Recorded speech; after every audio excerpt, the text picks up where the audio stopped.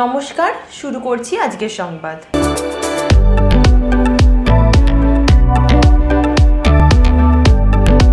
বুধবার সন্ধ্যায় ঘণ্টাখানেকের বৃষ্টিতে জলমগ্ন হয়ে যায় বর্ধমান স্টেশন চত্বর।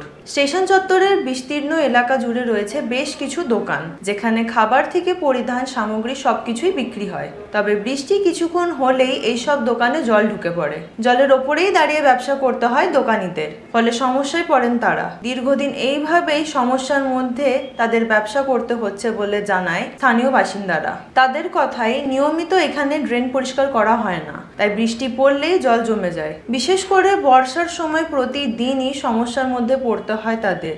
একই সমস্যার মধ্যে পড়তে হয় নিত্য যাত্রী সহ সাধারণ যাত্রীদেরও। বৃষ্টিতে এখানে জমে থাকা নোংরা জলের ওপর দিয়ে তাদের যাতায়াত করতে হয়। যাত্রীদের নিয়ে যাওয়ার জন্য স্টেশনের ভেতরে থাকা টোটোগুলির চাকা প্রায় ডুবে যায়। এই ঘটনায় বিরক্ত যাত্রীরা রেলের এই অবস্থায় ক্ষোভ প্রকাশ করেন। তাদের প্রশ্ন, ভারত সরকার যখন উন্নত আধুনিক স্টেশন গড়ে তোলার কথা বলছে, তখন বর্ধমান স্টেশনের মতো গুরুত্বপূর্ণ জংশন স্টেশনে সামান্য বৃষ্টিতে এইভাবে স্টেশন চত্বর ডুবে যাওয়ার চিত্র অত্যন্ত লজ্জাজনক। রেল দপ্তরের উচিত নিয়মিত স্টেশনের চারিপাশে থাকা ড্রেন পরিষ্কার করা। নজর দেওয়া উচিত স্টেশন এলাকা পরিষ্কার পরিচ্ছন্নতায়।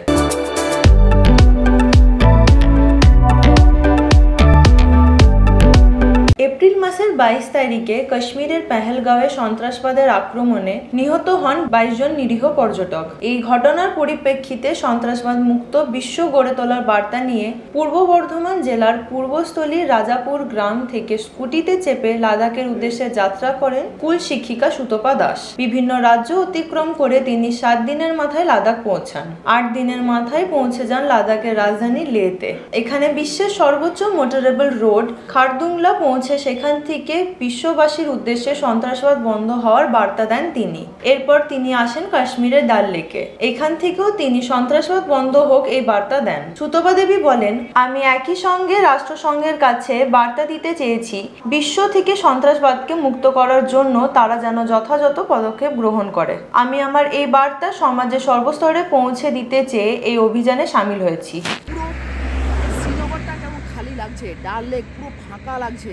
আমি তার আগেও 3 বার এসেছি, কিন্তু এরকম কখনো দেখিনি। কাশ্মীরের এরকম শ্রীনগরের ডাল লেকের এরকম রূপ কখনো দেখিনি। যাই হোক, পেহেলগাঁওতে যে কাণ্ডটা ঘটে গেছে, সেই কাণ্ডের পর পর্যটক এখানে আসতে ভয়ই পাচ্ছে। তো আমি স্টপ টেরোরিজম, সন্ত্রাসবাদ বন্ধ হোক এই বার্তা নিয়ে আমি লেহ থেকে লাদাখ থেকে চলে এলাম কাশ্মীরে। আমি বিশ্ববাসীর জন্য চাই যে সন্ত্রাসবাদ কার্যকলাপটা যাতে সারা বিশ্বের মানুষ সুস্থভাবে সুন্দরভাবে পৃথিবী নামক এই গ্রহতে বাস করতে পারে। পুরো শ্রীনগরটা কেমন খালি লাগছে, ডাল লেক পুরো ফাঁকা লাগছে। আমি তার আগেও 3 বার এসেছি, কিন্তু এরকম কখনো দেখিনি। কাশ্মীরের এরকম শ্রীনগরের ডাল লেকের এরকম রূপ কখনো দেখিনি। যাই হোক, পেহেলগাঁওতে যে কাণ্ডটা ঘটে গেছে, সেই কাণ্ডের পর পর্যটক এখানে আসতে ভয়ই পাচ্ছে। তো আমি স্টপ টেরোরিজম, সন্ত্রাসবাদ বন্ধ হোক এই বার্তা নিয়ে আমি লেহ থেকে লাদাখ থেকে চলে এলাম কাশ্মীরে। আমি বিশ্ববাসীর জন্য চাই যে সন্ত্রাসবাদ কার্যকলাপটা হোক, যাতে সারা বিশ্বের মানুষ সুস্থভাবে সুন্দরভাবে পৃথিবী নামক এই গ্রহতে বাস করতে পারে।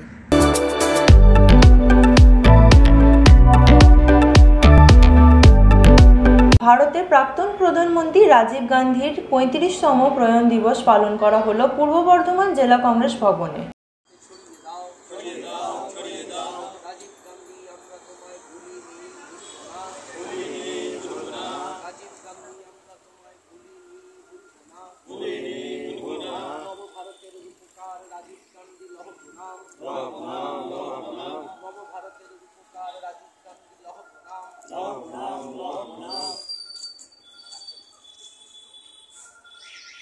বর্ধমানের বিসি রোডে কংগ্রেসের নিজস্ব ভবনে 21শে মে সকালে রাজীব গান্ধীর প্রতিকৃতিতে পুষ্পার্ঘ্য নিবেদন করা হয়।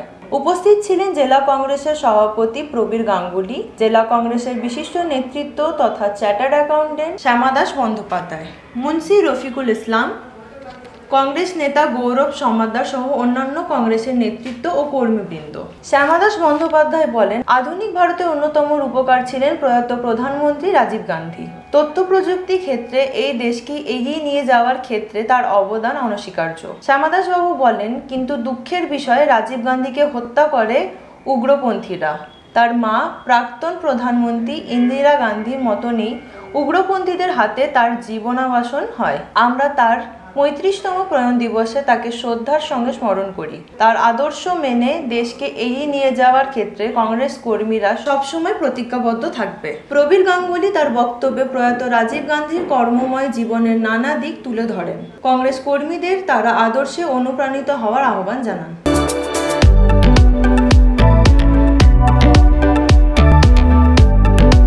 আজকের সংবাদ এই পর্যন্তই। নমস্কার।